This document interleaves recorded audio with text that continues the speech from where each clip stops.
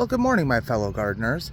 As promised, today is the crowning day of my grandpa's memorial tree planting. And this is the walkthrough of how to identify and properly plant a tree to ensure its survival and make sure that it lives as long as it possibly can. So, I am going to lead you to step one of the process, which is probably going to be one of like 6, because obviously I can't load a 40-minute video. So we're going to start with tools needed, supplies needed. All right, we're going to flip this guy around. All right, so got some zip ties. That's just to brace tree, everything like that. Garden rake, metal garden rake. That's just to level things out, press things down.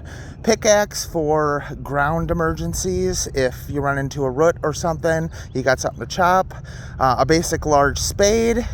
A hand garden, pick, rake, whatever. That's to loosen the root ball. You must loosen the root ball. Must. Don't just take it out of the pot and drop it right into the hole. It's not going to do well. A 48-ounce ball peen hammer, sledgehammer, doesn't matter. That's going to be for your bracing stakes. You must make sure that you brace the tree, because if there is a huge amount of wind, saplings are too weak. They will snap. A basic pruning saw. You just had to start mowing, didn't you a-hole?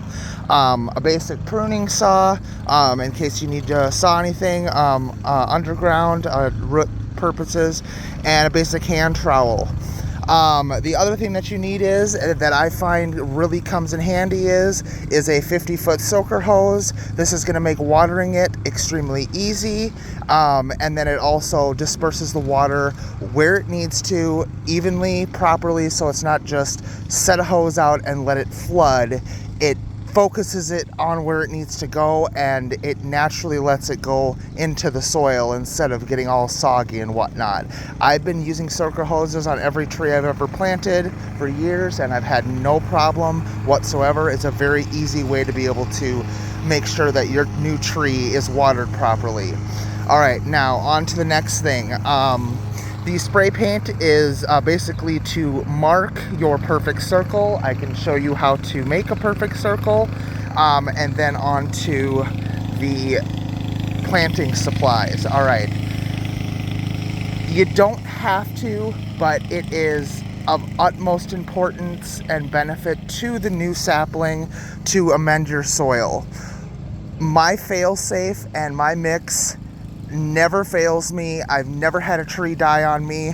What you're going to be using is a 2x2 foot cubic foot brick of peat moss, a bag of pea gravel, that is to create pore space and to allow the water to be able to run through, organic compost manure, 4 bags of that stuff, and a tube of sand.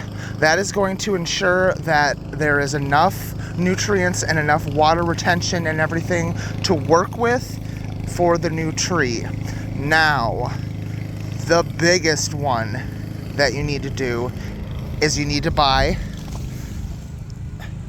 Biotona Spoma. I have talked about this product numerous times. This can be used for literally anything that goes into the ground. This product contains a very beneficial fungus. It's called mycorrhizal fungi. See, right there, plant food plus mycorrhiza.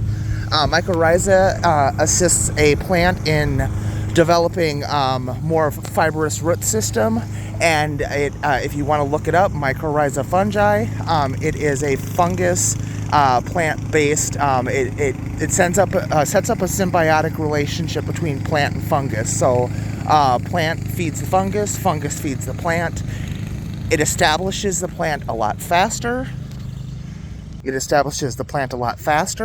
And it helps it become more drought tolerant, more disease tolerant, more pest resistant, and it is the greatest way to start off a plant. I've been using this product for about 10 years now. It is awesome. Like, the benefits of it are incredible.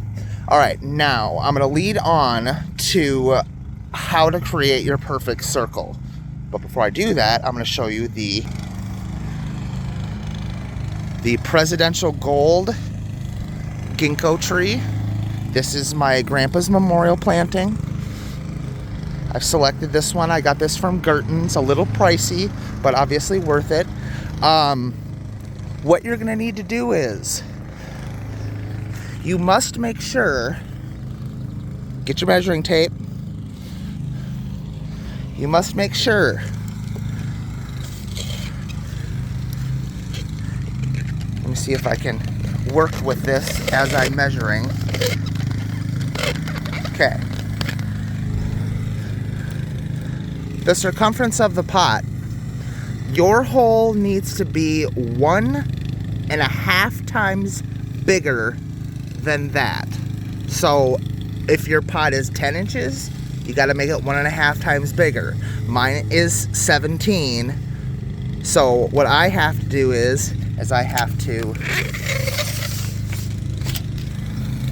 34, and half of 17 is, well, 8.5. Is it 8.5? Or am I dumb? It's 8.5. So now I don't know how to count.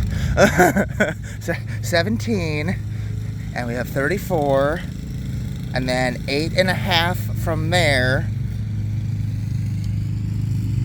is going to be 1, 2, 3, 4, 5, 6, 7, 8. Okay, it'll be 42.5 inches. That's how wide your hole needs to be. So what you do is, let me flip this over.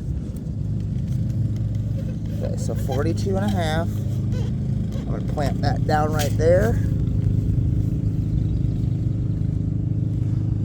All right. How am I done? 17. Sorry guys, it's early. My brain does not work right. That's incorrect. Okay, so wait. Okay, 17, 20, 34. Sorry, I'm dumb. Okay, so 34 plus 8. Okay. All right, so what you do is you line your halfway mark up, and what you're going to do from that point is you're going to take some nylon rope. You are going to measure that. Oh my God. I need more coffee, guys. You're going to measure that, the length of that, and cut it. And from there, I'll get back to you on that.